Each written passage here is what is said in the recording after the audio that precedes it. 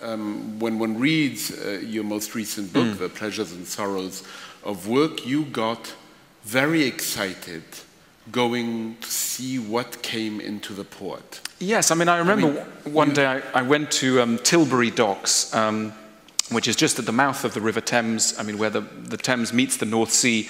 And though there's this assumption that no shipping comes into London, it's in fact a relatively busy port. And so every day of the week, night and day, you get these huge cargo tankers bringing in all sorts of things. And you learn stuff about, the economy. I remember looking at this enormous sort of bulbous-shaped ship and asking what was in it. And it was carbon dioxide used to make lemonade, children's lemonade, an enormous tanker that had come from Rotterdam with the gas for the lemonade.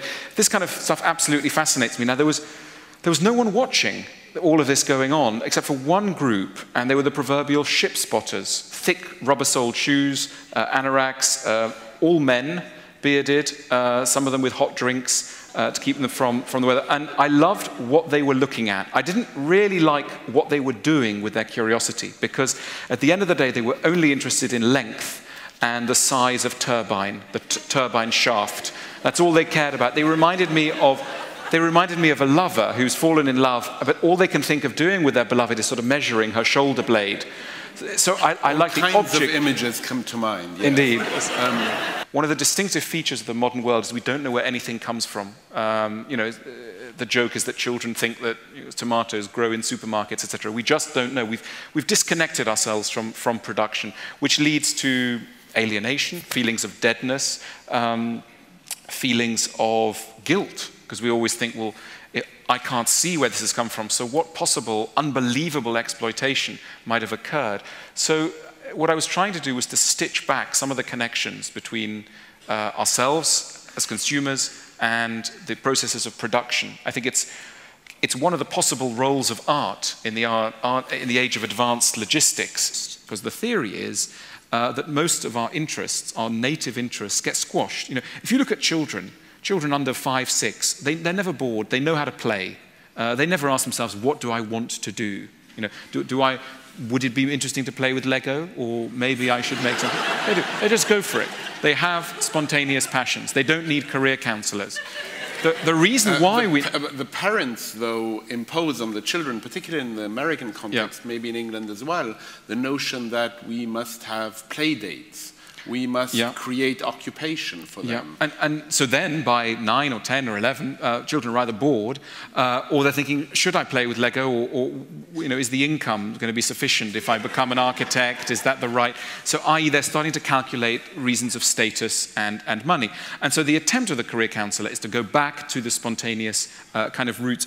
For most of human history, work was seen as a punishment, as something you did just to survive. Then in about 1750, you get this shift. You get bourgeois thinkers, people like Diderot, Benjamin Franklin, who start to articulate a new vision of work and start to argue that work is not just a penance or a punishment, it's a liberation. It's a way of fulfilling your destiny as a human being. Interestingly, at the very same time, the same sort of thing goes on with love.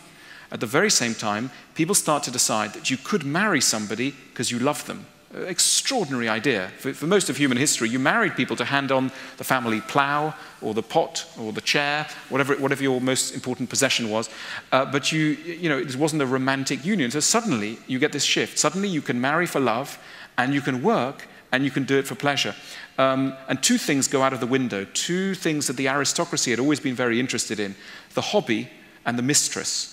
So suddenly having a mistress, no longer so great, and having a hobby, what are you doing with a hobby? Make your life your hobby. Don't have this thing on the side. So we are the heirs of these two incredibly demanding ideas, that you can work for happiness and that you can get married and have within marriage all the pleasures of the romantic. And these two beautiful ideas probably let down 50 to 80% of us at some point in our life, but I'm not speaking autobiographically necessarily. Of course not. But they let us down, and yet we cling to them. And that's the modern world. That's the modern world.